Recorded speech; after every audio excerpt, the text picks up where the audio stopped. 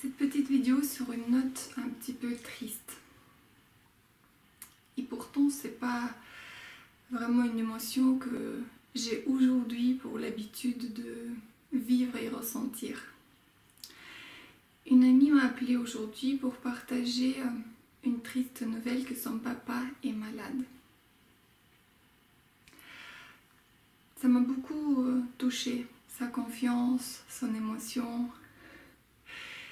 Et ça m'a tout de suite rappelé que moi aussi j'ai perdu des êtres chers. Et notamment en 2003. Et j'étais triste. Mais j'avais vraiment tout un cumul des petites et grandes tristesses à ce moment-là de ma vie. Et alors en 2014, j'ai commencé ma formation en programmation neurolinguistique. Mois d'août, un magnifique cadre, le premier jour de la formation, qui commence par la phrase « Vous êtes la personne la plus importante au monde ». Je crois que ça a provoqué un court-circuit dans ma tête.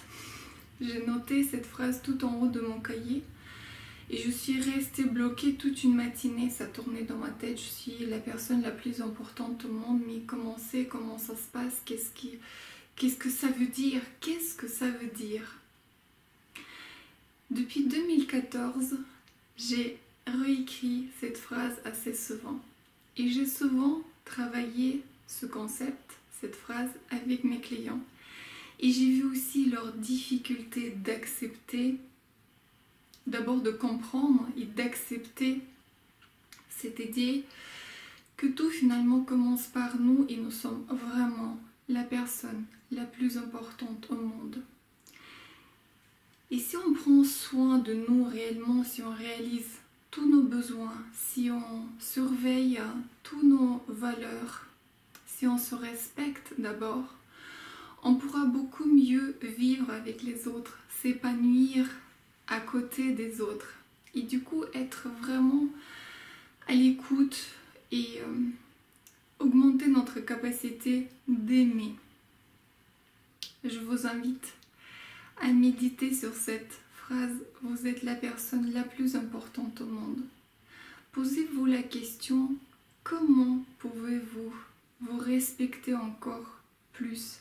Vous donner cette première place pour finalement vivre un équilibre, parce que c'est que comme ça que vous pouvez vous épanouir aussi avec votre entourage.